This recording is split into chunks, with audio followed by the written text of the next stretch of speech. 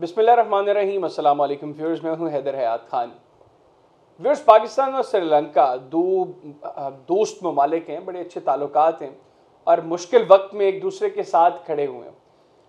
आज श्रीलंका एक worst economic crisis का सामना कर रहा है। उसकी वजह क्या है और कैसे उस क्राइसिस से निकल सकता है, आज के प्रोग्राम में इसको डिस्कस करेंगे। दूसरा, श्रीलंका टूरिज्म के हवाले से एक बड़ा अहम मुल्क है, उसकी जीडीपी में एक बड़ा अहम कंट्रीब्यूशन है उसके टूरिज्म का, तो उसकी क्या कैपेसिटी है, ये भी आज के प्रोग्राम में डिस्कस करेंगे। और मेरे साथ मौजूद हैं यासीन जोया साहब। यासीन भाई जो हैं ये ऑनरेरी कौंसल जनरल हैं श्रीलंका के पंजाब पाकिस्तान के लिए। यासीन भाई अस्सलाम वालेकुम। अस्सलाम वालेकुम। कैसे मिजाज, खैरियत से? ठीक ठाक? बिल्कुल ठीक ठाक, फर्स्ट क्लास।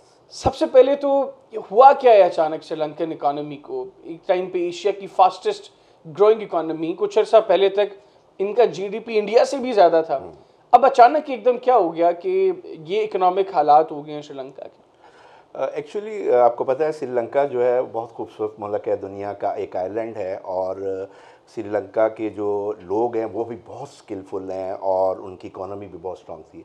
अनफॉर्चुनेटली 3 रीज़न थी जिसकी वजह से ये करंट जो सिनेरियो में जो उनको जो इस वक्त जो फेस हो रही है इकोनॉमिक क्राइसिस आ रहा है, उसकी 3 रीज़न्स हैं। नंबर 1 तो उसमें जो मेजर है वो तो मैं कहूँगा कि वो कोविड है, कोरोना की वजह से एक बहुत बड़ा उनको हिट मिला है। दूसरा ये है कि एक पॉलिसी श्रीलंकन गवर्नमेंट ने दी थी इसके लिए, एग्रीकल्चर्स के लिए, और उसके लिए उनका ऑर्गेनिक फार्मिंग का एक कॉन्सेप्ट दिया था। मेरा ख्याल है कि वो भी उस तरीके से जो है वो it didn't went well the way उन्होंने एक्सपेक्ट किया था। अनफॉर्चुनेटली वो उस तरह नहीं गया। और तीसरा जो है वो 21 अप्रैल की जो उनकी बमिंग थी, इनकी चर्च ईस्टर बमिंग थी, उसका भी इम्पैक्ट जो है वो काफ़ी रहा, जिसकी वजह से ऑलरेडी टूरिज्म जो था वो थोड़ा सा अफेक्टेड था। उसके बाद फिर ये जो है कोरोना आ गया, 2-2.5 साल का ये स्पेल रहा। तो एक्सपेक्ट तो यही हम कर रहे थे कि ये 6 महीने के अंदर जो है वो रिवाइव होगा, लेकिन वो प्रोलॉन्ग करता गया। उससे आपको पता है कि एक मेजर पोर्शन जो है वो जीडीपी का वो टूरिज्म से आता है, वो एक है। तो जब ये तीनों चारों चीज़ें मिली हैं उसकी वजह से जो है वो वहाँ पे जो है इकोनॉमिक क्राइसिस आया और उसकी वजह से जो रिजर्व्स है वो बड़ी बुरी तरीके से जो है ना वो डिक्लाइन की तरफ गए हैं। क्योंकि आपने ओबियसली कंट्री को रन करना है, उसके लिए आपको फूड शॉर्टेज का भी आपने देखना है, पेट्रोलियम प्रोडक्ट है उनको भी आपने इंपोर्ट करना है, मेडिसिन को भी लेके आना है। क्योंकि श्रीलंका जो है वो बहुत ज़्यादा चीज़ें जो है वो इंपोर्ट करता है, उसकी जो इकोनॉमी है वो इंपोर्ट ओरिएंटेड है, क्योंकि एक्सपोर्ट तो बड़ी लिमिटेड है। टेक्सटाइल उनका मेन है, उसके अलावा बीटल लीव्स है, कोकोनट प्रोडक्ट्स हैं, ब्यूटी प्रोडक्ट्स हैं, और कुछ उनकी जो है वो टिन फूड जो है उसके एक्सपोर्ट के साथ वो अर्न करता है। टी एक मेजर है, लेकिन टी भी उस तरीके से श्रीलंका मार्केट नहीं कर सका जिस तरह हम एक्सपेक्ट कर रहे थे कि इतना बड़ा ब्रांड है, क्योंकि सैलॉन टी दुनिया का टॉप नंबर 1 रेटेड ब्रांड है, लेकिन वो ब्रांड भी उस तरीके से जो है वो श्रीलंका एग्जीक्यूट नहीं कर सका जिस तरह करना चाहिए था। तो ये सारे फैक्टर्स हैं जिसकी वजह से ये करंट क्राइसिस आया। बट आई एम श्योर कि श्रीलंका जो है वो इस क्राइसिस से बाहर निकलेगा। हमारी भी दुआ है क्योंकि श्रीलंका ने हमेशा मुश्किल वक्त में, ख़ास तौर पे हम तो वो क्रिकेट वाला वाक़या नहीं भूलते जिसमें Sri Lankan government, Sri Lankan cricket board का, श्रीलंकन क्रिकेट टीम ने बड़ा अहम किरदार अदा किया। बाद में फिर उनकी टीम पाकिस्तान आई। तो हमारी भी दुआ है कि Sri Lanka as soon as possible इस क्राइसिस से बाहर निकले। लेकिन उसमें अब क्या डायरेक्शन, लाइन ऑफ डायरेक्शन क्या होगी, कैसे निकला जाएगा? अब टूरिज्म कोविड ने तो मुतासर किया, लेकिन अब चीज़ें खुल रही हैं दोबारा, तो वो कैसे रिवाइव होंगी? और आपका एक बड़ा मार्केटिंग बैकग्राउंड है, आपने कुछ सजेस्ट नहीं किया श्रीलंकन गवर्नमेंट को? देखिए, इस वक्त जो श्रीलंकन गवर्नमेंट वो 3 फ्रंट पे जो है वो फाइट कर रही है। एक तो ये है कि लोनिंग के ऊपर, ताकि कोई कहीं से सपोर्ट आए, फाइनेंशियल सपोर्ट आए, जिससे डे टू डे बेसिस के जो ऑपरेशन है उनको रन किया जाए। दूसरा जो टूरिज़्म है उसको प्रमोट किया जाए, सो डैट जो डॉलर का इनफ्लो है उसको इंक्रीज़ किया जाए। और जो आपने क्वेश्चन किया, बीइंग ए मार्केटिंग और एक श्रीलंकन लवर होने के नाते, मैंने भी श्रीलंकन गवर्नमेंट को 3 सजेशंस दी थी। और अल्हम्दुलिल्लाह उसमें से 2 तो है वो अप्रूव हो गई। उसमें मेरी एक सजेशन ये थी कि श्रीलंका जो है वो अपने बॉर्डर्स इंटरनेशनल टूरिस्ट के लिए ओपन करे। और उसके लिए ये है कि एक तो वीज़ा रजीब जो है उसको चेंज किया जाए, जिसके अंदर हमने ये सजेस्ट किया था कि अगर $100,000 US या 100,000 यूरो अगर कोई आके डिपॉजिट श्रीलंकन कमर्शियल बैंक में करता है तो उसको 10 साल के लिए जो है वो वीज़ा, रेजिडेंट वीज़ा दे दी जाए, सो डैट उससे। और मेरी ये अप्रूव हो गया, ये कैबिनेट ने अप्रूव कर लिया है। दूसरा मेरा ये था कि श्रीलंका जो है वो अपने बॉर्डर्स को फॉर इंटरनेशनल टूरिस्ट ओपन करे और वीज़ा जो है उसको जो है वो ऑन अराइवल कर दे, ताकि जब कोई टूरिस्ट आए तो वो शो मनी करे जो है इमिग्रेशन ऑफिसर को। और वो हमने सुजेस्ट की थी कि $1000 या 1000 जो है वो यूरो रखा जाए, सो डैट अगर 5 फैमिली मेम्बर जो हैं वो श्रीलंका इंटर होना चाह रहे तो इमिग्रेशन पे 5000 यूरो वो शो करें और वो 1 महीने का जो है वो टूरिस्ट वीज़ा ले। इसके ऊपर भी काम हो रहा है और मुझे उम्मीद है कि इसको भी इंशाल्लाह अप्रूव होगा। और तीसरा मेरी सजेशन ये थी कि जो श्रीलंकन अब्रॉड रहते हैं इस वक्त उनकी भी ड्यूटी है कि वो अपने मुल्क को इस वक्त डॉलर्स की और इकोनॉमी को सपोर्ट की ज़रूरत है, तो वो भी 1000 यूरो या $1000 अपनी फैमिली को बाहर से श्रीलंका भेजें, सो डैट ये सारा इनफ्लो आने से श्रीलंका की जो रिवाइवल है उसके काफ़ी स्ट्रॉन्ग चांसेस हैं। अभी जो श्रीलंका में 2 बड़े कह लें कि ट्राइब्स कह लें, ये सिन्हालाज और तमिल्स जो हैं, ये इनकी पॉपुलेशन में जो ज़्यादा नंबर्स हैं वो इनके कोई अराउंड 75% गालिबन सिन्हालाज हैं और कोई 12 पॉइंट कुछ % जो हैं वो तमिल्स हैं। इनके जो आपसी इख्तलाफात हैं कहीं ना कहीं श्रीलंकन इकॉनमी को यहाँ तक पहुँचाने में वो भी एक बड़ा की रोल रहा है। फिर जो एक श्रीलंका के अंदर जो खाना जंगी का माहौल था जिससे निकल आया, एक अच्छी चीज़ है श्रीलंका निकल आया। आप समझते हैं कि अब हालात बेहतर हैं, जो श्रीलंका इन चीज़ों से बाहर निकला है, अब वहाँ पर वो हालात नहीं हैं और टूरिज़्म के लिए भी अब श्रीलंका सेफ़ है? क्योंकि ईस्टर बॉम्बिंग्स के बाद यकीनी तौर पर पाकिस्तान में भी हमने ये देखा कि जब हालात ख़राब थे तो बहुत सी चीज़ों ने इफ़ेक्ट किया, तो ये अब सेफ़ है वहाँ पे श्रीलंका में जाना टूरिज़्म के हवाले से? श्रीलंका जो है वो एक बहुत पीसफुल जो है वो कंट्री है और वहाँ के तमाम रिलीजन्स के लोग आपस में बहुत ज़्यादा हार्मोनी के साथ रहते हैं। और मैंने फ्रीक्वेंट ट्रैवलर हूँ, मैं श्रीलंका का मैं गया हूँ, आज तक मुझे कभी फील नहीं हुआ कि वहाँ पे कोई और जो है वो रिलीजन जो है वो डिवाइड मुझे कहीं नज़र आई है। भैया मुसलमान, हमें हर किस्म का फूड अवेलेबल है, सिक्योरिटी अवेलेबल है और वो सारे जो मामला हैं। जो आपने ईस्टर 21 अप्रैल ईस्टर बमी की, हाँ उसका बहुत बड़ा इफेक्ट आया था। उसका इफेक्ट ये आया कि इसकी मिसाल ऐसे ही है कि जब बहुत ज़्यादा बर्ड जो है वो ज़मीन पर बैठी हों और आप फायर करते हैं तो सारे के सारे बर्ड उड़ जाते हैं, लेकिन वापसी पे एक एक करके आता है। तो टूरिज़्म का भी यही है कि एक दफ़ा उस बम्बिंग की वजह से तमाम टूरिस्ट वहाँ से गायब हो गए, अब आप वो इंडिविजुअल करके दें। इस पॉलिसी के ऊपर श्रीलंका भी वो सारी वो जो इनफ्लो था टूरिस्ट का वो भी बन ही रहा था, तो बीच में कोरोना आ गया। उस कोरोना की वजह से आपको पता है कि पूरी दुनिया जो है उसकी इकॉनमी अफेक्ट हुई। तो श्रीलंका का तो इज़ ए स्मॉल कंट्री, यहाँ पे तो 22 मिलियन की पॉपुलेशन है, तो इनको ज़्यादा इम्पेक्ट आया और इन्होंने जो फ्यूचर थ्रेट है उसको मेरे ख्याल फोरसीन भी नहीं किया था, जिसकी वजह से जो इनके रिजर्व्स हैं वो बहुत फास्ट जो है वो डिक्लाइन की तरफ गए।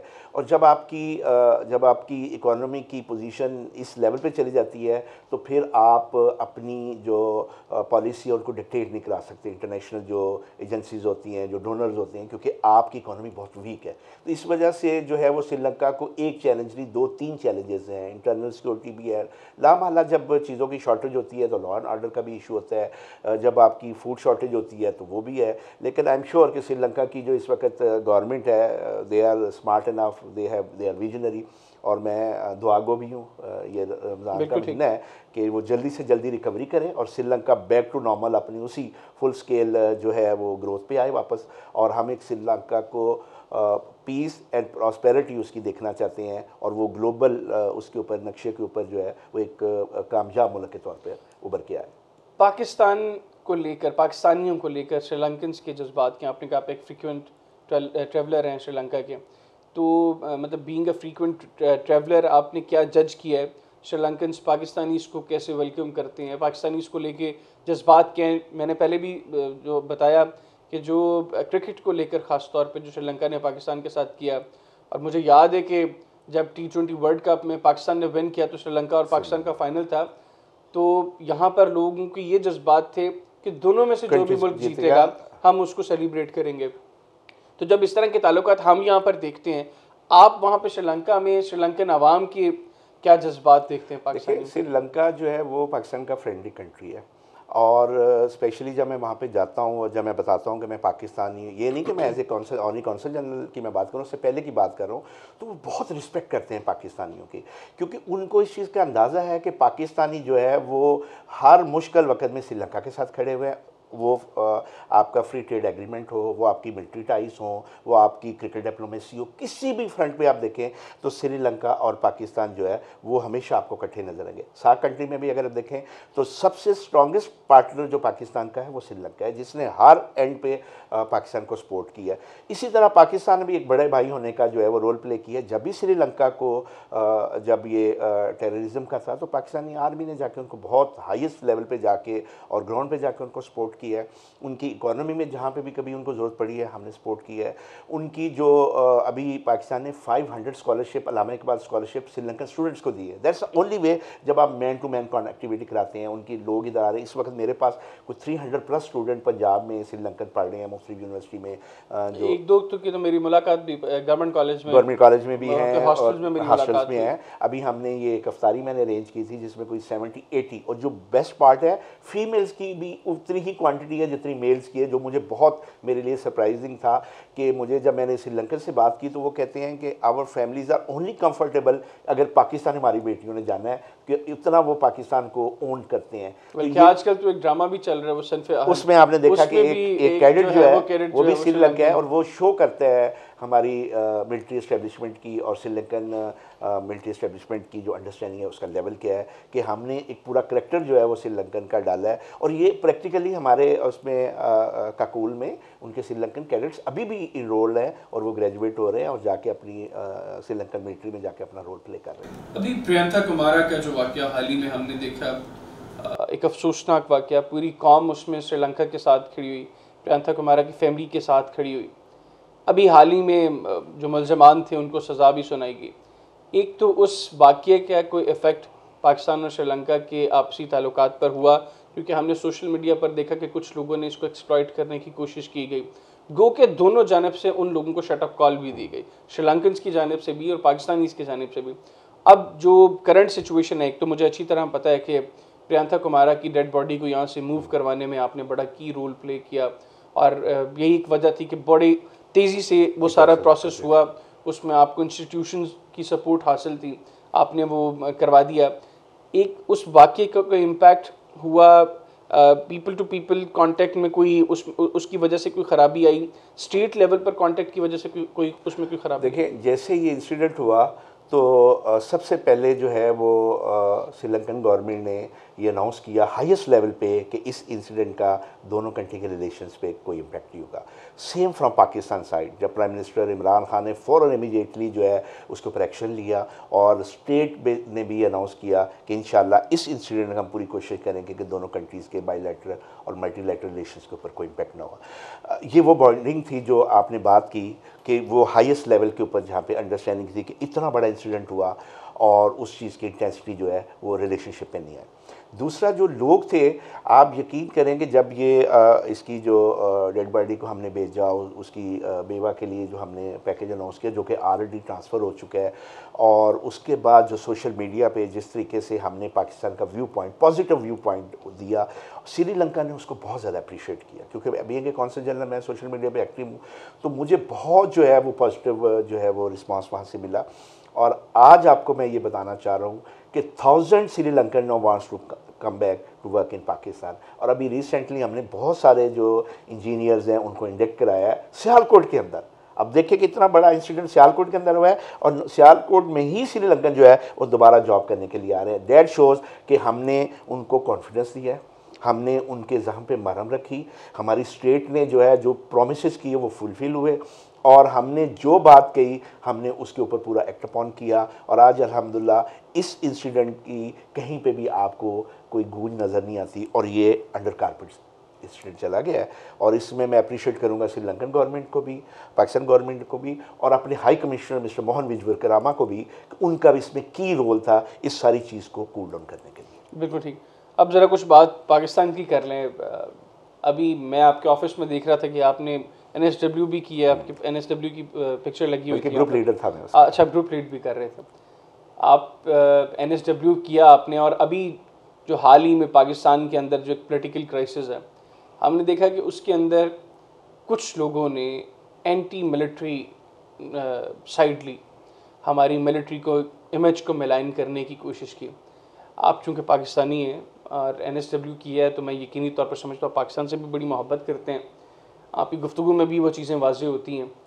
आप क्या समझते हैं यासिन भाई, जब इस तरह के हालात पैदा करने की कोशिश की जाए कि आपकी स्टेट के इतने अहम इंस्टीट्यूशन के अगेंस्ट पब्लिक को वरगलाने की कोशिश की जाए, उसका क्या इम्पैक्ट होता है और कैसे हम इन चीज़ों से बाहर निकाल सकते हैं लोगों को, इन एलिमेंट्स को कैसे हम पकड़ के इनको कह लें वो सादा ज़बान में खुडे कर सकते हैं, खुडे लाइन कर सकते हैं? देखिए, मेरा तो बड़ा इसमें क्लियर जो स्टांस है, पाकिस्तान जो एक पाकिस्तानी है, ये 22 करोड़ अवाम का एक मुल्क है। पाकिस्तान की आर्मी दुनिया की 6 या 7 टॉप आर्मी है। पाकिस्तान की ISS दुनिया की टॉप रेटेड जो है वो इंटेलिजेंस एजेंसी है। आप देखें कि जब कोल्ड वॉर हुई थी, जब अफगानिस्तान में USSR ने इंटरवीन किया था, तो USSR ये कहता है कि उसको डिफीट करने में पाकिस्तान ISI का बहुत बड़ा रोल था। एक्नॉलेज करती पूरी दुनिया के ISI का रोल था। तो मेरा ये सिंपल क्वेश्चन है कि 30 साल पहले हमारी ISI इतनी स्ट्रांग थी, तो 2022 में इस वक्त इसका लेवल क्या होगा? क्या हमें ये नहीं पता जो लोग इस वक्त डैशिंग कर रहे हैं और आर्मी को ब्लाइंड कर रहे हैं और आर्मी और पाकिस्तान कौम के दरमियान डिफरेंस क्रिएट करने की कोशिश कर रहे हैं, क्या ISI को उनको पता नहीं है? बिल्कुल पता है। मेरा ये स्ट्रॉन्ग बिलीव है कि एक स्ट्रॉन्ग पाकिस्तान के लिए एक स्ट्रॉन्ग इकॉनमी चाहिए, एक स्ट्रॉन्ग मिलिट्री चाहिए। ये दो चीज़ों के बगैर आप मुल्क तरक्की नहीं कर सकते। जब आप अपने मुल्क ये चीज़ें, ये तो एजेंडा था जो है वो KGB का था, ये आपके मुसाद का था, ये आपके रॉ का था, ये CIA का था कि किसी तरीके से पाकिस्तानी मिलिट्री को जो है वो डिफीट किया जाए, इसको वीक किया जाए ताकि इसको बैक फुट पे लेके जाए। बट अल्हम्दुलिल्लाह आज की डेट तक किसी जगह पे भी हम बैक फुट पे नहीं, हम फ्रंट फुट पे हैं। हर जगह पे, हर इंसिडेंट के ऊपर आप देखें कि पाकिस्तान की इंटेलिजेंस एजेंसीज और पाकिस्तान आर्मी का रोल कितना पॉजिटिव है। बीइंग ए पाकिस्तानी मैं देखता हूँ कि अगर मैं आज पीसफुल बैठा हूँ तो इसकी वजह क्या है कि मेरी आर्मी इतनी स्ट्रांग है कि मैं इजीली बैठ के अपने दफ्तर में काम कर रहा हूँ, मेरे बच्चे कॉलेज जा रहे हैं और एक पीसफुल हम रह रहे हैं। फिर पाकिस्तान जो है वो एक एटमी पावर भी बन चुका है। एटमी पावर बनने का मतलब ये है कि हमारे पास ये सारे कंडीशन मौजूद थे जो एक डेवलप कंट्रीज़ के अंदर की रिक्वायरमेंट है। अनफॉर्चुनेटली हमारा जो डिवाइड है, पॉलिटिकल डिवाइड है, वो बड़ा खतरनाक है। और मैं ये बड़ा क्लियर मैसेज देना चाहता हूँ कि हमें पाकिस्तान आर्मी को अपनी पॉलिटिकल जो डोमेन में नहीं घसीटना चाहिए। हमें उसकी जो है उसको डिस्टेंस रखना चाहिए। आर्मी एक इंस्टीट्यूशन है, उसका जो काम है उसको रोल अपना करने दिया जाए। हम हर इशू में आर्मी को ड्रैग करते हैं, जबकि हमें पता है कि आर्मी हैज़ ओन इस कॉन्स्टिट्यूशन रोल है जिसमें वो उसने परफॉर्म करना होता है। तो हम उस रोल को खुद ही ड्रैग करते हैं और बाद में हम उसको डैशिंग करते हैं और क्रिटिसाइज़ करते हैं। अभी ये जो करंट इंसिडेंट हुआ है, आपने देखा होगा कि एकदम जो है वो तोपों का रुख जो है वो पाकिस्तान आर्मी की तरफ हो गया और ट्विटर पे और सोशल मीडिया पे आपने देखा होगा कि पाकिस्तान आर्मी को बहुत ज़्यादा जो है वो हिट किया और स्पेशल आर्मी चीफ को किया गया।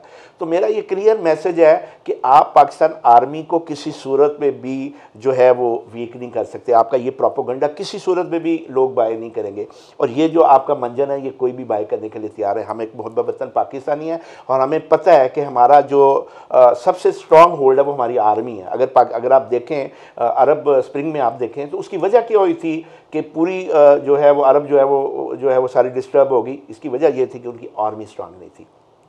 अल्हम्दुलिल्लाह पाकिस्तान एक स्ट्रॉन्ग आर्मी है और मुझे फ़ख्र है क्योंकि मेरा अपना बेटा जो है वो फ़्लाइट लेफ्टिनेंट है एयरफोर्स में। हाँ, मैंने उसको भेजा है। तो जब आप अपने बेटे को यूनिफॉर्म पहना के जब आप भिजवाते हैं तो आपका एक ही कॉन्सेप्ट होता है कि इस मुल्क के लिए कुर्बान करने के लिए। तो अगर मैंने अपना बेटा को भेजा है तो मैं कैसे बर्दाश्त करूँगा कि कोई फोर्सेस के बारे में कोई नेगेटिव करे, जब मैं मेंटली तौर पर इस चीज़ को एक्सेप्ट कर चुका हूँ कि मेरा बेटा जो है वो इस मुल्क के लिए जान देने के लिए तैयार है। मेरे 3 बेटे हैं, मैंने तीनों को बीइंग अ पेरेंट, मतलब आपने ये बात की कि मैंने इस मुल्क के लिए कुर्बान करने के लिए भेजा है। और एक और मैं आपको ऐड फीलिंग्स जो हैं ये बड़ी ऊपर की फीलिंग्स हैं। मेरे कोई कैसे सोच सकता है? मेरे 3 बेटे हैं, मैंने तीनों बेटों को आर्मी में भेजा है। 2 अनफॉर्चुनेटली नहीं हो सके, ISS भी क्लियर नहीं हुए, ये तीसरे वाला हुआ है। तीनों बेटों को मैं चाह रहा था कि वो इस मुल्क के लिए जो है वो जाके खिदमत अंजाम दें और अपनी जान इस मुल्क के लिए पेश करें। क्योंकि मेरे जो दादाजी हैं वो मुस्लिम लीग से थे, उन्होंने कायद-ए-आज़म के साथ काम किया, उनको तहरीक पाकिस्तान गोल्ड मेडल मिला है। तो जब आखिरी वक्त में जब ही वॉज अबाउट 1992 थे तो मैं अक्सर उनसे सुनता था कि वो कहते थे कि मंजिल उन्हें मिली जो शरीके सफ़र ना थे, यानी कि जिन लोगों ने काम किया, जिन्होंने इस मुल्क के लिए मेहनत किया गया, वो पीछे रह गए, और जिन्होंने कुछ भी नहीं किया था वो फ्रंट में आके इस मुल्क को रन करने के लिए तैयार है। तो वो जज्बा मेरे के अंदर भी है और मेरे बच्चों पे भी है। मैंने ये नेशनल सिक्योरिटी वर्कशॉप की है तो मैंने इंटरेक्शन करके देखा है आर्मी मिलिट्री एस्टेब्लिशमेंट के साथ। हम आर्मी चीफ के साथ मिले हैं, मिलिट्री इंटेलिजेंस से मिले हैं, हम जो है ऑपरेशंस मिलिट्री एमओ से मिले हैं, मिलिट्री ऑपरेशन से मिले हैं, उसके अलावा इंटेलिजेंस से मिले हैं, डीजी ISPR से मिले हैं, कोर कमांडर से मिले हैं। हमने जब इन जनरल्स के साथ इंटरेक्शन किया तो हम तो हैरान हो गए हैं इनका एक्सपोयर कितना जा रहा है। हम 12 कोर में हैं, लेफ्टिनेंट जनरल सरफराज अली हैं, मेरा उनके साथ 2-3 दफ़ा इंटरेक्शन हुआ है। जितनी मैंने पेट्रियटिज्म उनमें देखी है और जो आज मेरे अंदर जो जज्बा है, इसमें बहुत बड़ा कंट्रीब्यूशन उनका है। जब मैंने उनके साथ टाइम गुजारा और मैंने देखा कि कितना विजनरी ये लोग हैं और किस तरीके से इस पाकिस्तान के साथ इनकी बॉन्डिंग है और किस तरीके से ये पाकिस्तान की तरक्की चाहते हैं और पाकिस्तान को मजबूत करना चाहते हैं, तो हम भी इन इंडिविजुअल, हमारा भी है कि हम अपना रोल जो है वो इसमें डालें। और ये सबसे इम्पॉर्टेंट चीज़ किसी भी इंसान के लिए उसकी अपनी ज़िंदगी होती है। जो शख्स मुल्क के लिए अपनी ज़िंदगी हथेली पर रख कर खड़ा हो, उससे ज़्यादा पेट्रियट कौन हो सकता है। और ये नेशनल सिक्योरिटी वर्कशॉप में हमें एक एडवांटेज ये भी हुआ कि हमें जो है वो अपनी सिक्योरिटी एस्टेब्लिशमेंट के साथ इंटरेक्शन करके उनकी प्रेजेंटेशन दे के अंदाज़ा हुआ कि ये इंस्टीट्यूशन जो है वो कैसे रन होता है। मैंने देखा कि ये पूरा इंस्टीट्यूशन जो है ये मेरिट बेस है और सबसे बड़ा ये है कि ये यूनिटी ऑफ कमांड के ऊपर चलता है। जो आपके सुपीरियर ने आपको ऑर्डर देना, you have to obey that. That is the main correct of the story कि ये अपने चीफ की तरफ देखते हैं। इसलिए DG ISPR ने भी कहा था ना कि जिस तरफ चीफ देख रहा होता है तो 7 लाख जो फौज है वो उसी तरफ देख रही थी। ये बड़ा क्लियर मैसेज था कि यहाँ पे कोई आप जितनी मर्जी डिवाइड करने की कोशिश करें, आर्मी को आप डिवाइड नहीं कर सकते। ये अपने सपा की तरफ देखते हैं और हमें फ़ख्र है कि हमारे जो आर्मी चीफ हैं वो उन्होंने बड़े अच्छे तरीके से बड़े मुश्किल हालात में पाकिस्तान को जो है वो प्रोटेक्ट किया है। हमारे बॉर्डर्स की सिक्योरिटी को भी, हमारी इंटरनल सिक्योरिटी को भी, हमारे जो बाकी इस्टेब्लिशमेंट के मैटर उनको बड़े अच्छे तरीके से जो है वो टैकल किया। और अल्हम्दुलिल्लाह अभी हम इकोनॉमिकल तौर पे तो पाकिस्तान वीक है, लेकिन मिलिट्री की तरफ से आपको हमें किसी किस्म का थ्रेट नहीं। बिल्कुल। आखिर में यासिन भाई, आप ऑनरेरी कौंसल जनरल हैं श्रीलंका के पंजाब के लिए, ये सफ़र कैसे तय किया और कैसे आप जो है वो बने श्रीलंकन ऑनरेरी कौंसल जनरल? देखिए, इसके लिए देखिए कोई ख्वाहिश नहीं थी, ना इसका कोई क्राइटेरिया, ना ये कोई एडवर्टाइजमेंट आती है कि ये वैकेंसी है। ये अल्लाह ताला की तरफ से मेरी वालदा की दुआ थी और ये एक चीज़ थी जो अल्लाह ने मेरे लिए लिखी हुई थी। मैंने 1998 से 2001 तक 3 साल के लिए श्रीलंकन चैनल के लिए यंग एशिया का मैं कंट्री मैनेजर था पाकिस्तान का। उस वक्त के जो मेरे रिलेशन से, जो मेरे कोलीग से श्रीलंकन जो है वो सारे, आपको कोई मेंबर पार्लियामेंट बना हुआ है, कोई कहीं MD बना हुआ है, कोई CEO है मोस्टली ऑर्गेनाइजेशंस के। तो जब ये 21 अप्रैल का जो ईस्टर बमिंग का जो इशू है, उसमें मैंने सोशल मीडिया में मैंने अपने आप को ज़रा एक्टिव किया, क्योंकि मैंने कहा इस वक्त श्रीलंकन को ज़रूरत है सपोर्ट की। तो being a Pakistani Sri Lankan friend, मैंने एक इनिशिएटिव लिया। मैंने ईमेल्स की श्रीलंकन की रिवाइवल के लिए, टूरिज़म के लिए मैंने तमाम अम्बेसीज को इस्लामाबाद में लेटर भेजा, ईमेल्स की कि भाई आप अपनी ट्रैवल एडवाइजरी श्रीलंका के लिए ज़रा थोड़ी सी रिलैक्स करें, क्योंकि मुझे पता था श्रीलंका का बहुत बड़ा जो इकोनॉमी का जो पार्ट है वो टूरिज़्म से है। और इस ईस्टर बमिंग से जब ये टूरिज़्म चला जाता है और इसके साथ 2.5 मिलियन फैमिली डायरेक्टली इनडायरेक्टली जो है वो टूरिज़्म बिजनेस के साथ है। तो मुझे वो अपने श्रीलंकन बहनों और भाइयों का भी था कि यार जब ये टूरिज़्म ख़त्म हुआ तो कितना बड़ा उनके लिए इफेक्ट हुआ। तो उसके लिए मैंने फिर एक सोशल मीडिया पे कैंपेन की, जिसके ऊपर मुझे जो श्रीलंकन हाई कमीशन एक्सीलेंसी उस दिन शाहिद है, उन्होंने मुझे इस्लामाबाद बुलाया और दे थॉट कि मैं श्रीलंकन हूँ। तो जब मैंने उन्हें बताया कि नहीं मैं पाकिस्तानी हूँ, तो दे वर अमेज़्ड कि आप लाहौर में बैठ के इतना बड़े लेवल पे ऊपर आपने हमारी कैंपेन की है कि पूरी ग्लोबल जितने भी टूरिज़म ग्रुप हैं वहाँ पे जाके आपने जो है वो मुख्तलिफ पोस्टें की हैं, लेटर्स एम्बेसीज को भेजा है, एयरलाइंस को भेजा है, टूर ऑपरेटर्स को आप इंगेज कर रहे हैं, तो आप क्यों ये सारा कुछ कर रहे हैं। तो मैंने उन्हें बताया कि मैं एक पाकिस्तानी और एक श्रीलंकन फ्रेंड होने के नाते ये सारी मैंने एक्टिविटीज़ की है। उन्होंने मुझे कहा कि आप इंटरेस्टेड हैं कि आप हमारे साथ काम करेंगे। तो मैंने कहा इन विच कैपेसिटी। तो उन्होंने कहा कि हमारे पास इस वक्त पोर्टफोलियो जो है वो ऑनररी एम्बेसडर है फॉर टूरिज़म। तो मुझे ये थोड़ा सा डेजिग्नेशन कोई इतना कैची नहीं लगा। मैंने आके फैमिली से डिस्कस किया तो उन्होंने कहा कि वाई नॉट के ऑनरी कौंसल जनरल। तो उन्होंने कहा कि हमारे पास ऑलरेडी एक ऑनरी कौंसल जनरल है जिन्होंने दिसंबर में जिनकी 2 साल कंप्लीट होने हैं। तो मुझे फिर उन्होंने कहा कि अगर आप इंटरेस्टेड होते हैं तो हम उनको 6 मंथ अर्ली जो है वो रिक्वेस्ट करके तो आपको हम इमीडिएटली करने के लिए तैयार हैं, जिसको मैंने एक्सेप्ट कर लिया। और ये एक बड़ा लेंथी प्रोसीजर है जिसमें यहाँ से मैंने अपना कॉन्सेप्ट पेपर जो है वो हाई कमिश्नर को दिया। हाई कमिश्नर ने वो फॉरेन सेक्रेटरी श्रीलंका को भेजा, उनकी अप्रूवल से फिर मिनिस्टर फॉरेन अफेयर के पास गया, वहाँ से फिर prime minister Sri Lanka honourable Mahinda राजपाक्षे के सर के पास गया, वहाँ से फिर ये ऑनरेबल गोताबे राजपाक्षे जो प्रेसिडेंट है श्रीलंका, उन्होंने फाइनल मेरी जो समरी है लेटर ऑफ कमीशन साइन किया। फिर वो वापस आया, फिर सेम प्रोसेस जो है वो हाई कमीशन इस्लामाबाद ने पाकिस्तानी फॉरेन ऑफिस को भेजा, फिर फॉरेन सेक्रेटरी के पास गया, फिर फॉरेन मिनिस्टर शाह महमूद कुरैशी साहब से मेरा इंटरव्यू भी हुआ, उन्होंने अप्रूवल करके फिर honourable prime minister x Imran Khan के पास गया, वहाँ से समरी अप्रूव होकर प्रेसिडेंट के पास गया, फाइनल वहाँ से जो है वो मेरा एग्जेक्टिव लेटर जो है वो साइन हुआ। तो ये एक ऐसा पोर्टफोलियो है जिसमें हाईएस्ट लेवल के 2 कंट्रीज़ की टॉप जो है वो लीडरशिप है उसके सिग्नेचर से, और प्लस आपकी तमाम इंटेलिजेंस एजेंसीज की क्लियरेंस के बाद आपको ये पोर्टफोलियो जो दिया जाता है। इसलिए इसको 1962 का जो वियना कन्वेंशन की इम्यूनिटी है वो सारी हासिल होती है, और इस तरीके से मैं अल्हम्दुलिल्लाह श्रीलंका का कौंसल जनरल। बिल्कुल, बहुत शुक्रिया, thank you very much Yasin भाई, आपने खुसूसी तौर पर थैंक यू वेरी मच आपके आने का, और ये इस इंटरव्यू के लिए मुझे जो है वो thank you very much. Yasin Joya साहब की नाज़रीन गुफ्तगू आपने सुनी। हम दुआगो हैं कि श्रीलंका के हालात, इकनॉमिक हालात वो जल्द ठीक हों और जल्दी दोबारा श्रीलंका अपने पाँव पर खड़ा हो। वहाँ पर टूरिज़म का बड़ी कैपेसिटी मौजूद है, वो अपने फुल स्केल पर उसको यूटिलाइज़ कर सकें, वहाँ पर लोगों को रोज़गार मिले, खाने की चीज़ें वो इजीली अवेलेबल हों। और अभी जो हालात हैं उसमें हर वो शख्स जो रिकमेंडेशंस यासिन भाई ने दी भी, जो अप्रूव भी हुई हैं, उसमें भी जो लोग अपना किरदार अदा कर सकें, being well wisher of Sri Lanka, वो ज़रूर करें। क्योंकि हमने पाकिस्तान के अंदर जो मुश्किल हालात थे, जब ग्लोबली पाकिस्तान को बहुत से चैलेंजेस का सामना था, तो श्रीलंका ने, ख़ास तौर पर श्रीलंकन क्रिकेट टीम ने बड़ा अहम किरदार अदा किया था। तो ऐसे में अब ये हमारी भी जिम्मेदारी है कि इस मुश्किल वक्त में हम श्रीलंका के लिए जो कुछ कर सकें वो ज़रूर करें। आज के प्रोग्राम से इतनी, मुझे इजाज़त दीजिए, अल्लाह हाफ़िज़।